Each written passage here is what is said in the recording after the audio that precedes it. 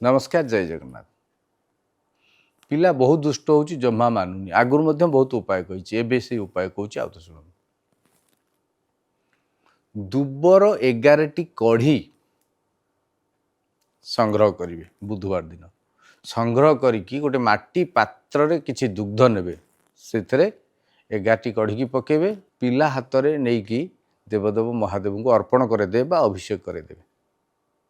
यही उपाय को जदि 7 बुधवार करती कि पिलार माँ बापा भाई भौणी कई भी करें जदि पिला माँ कथा मानुनी बहुत दुष्ट होउची सबु क्षेत्र में समस्या तैयारी करुची बदनाम परिवार होउची तेबे यही उपायटी करेंगे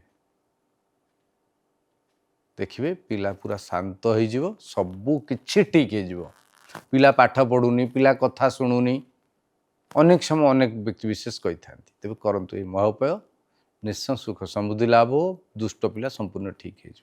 जय जगन्नाथ।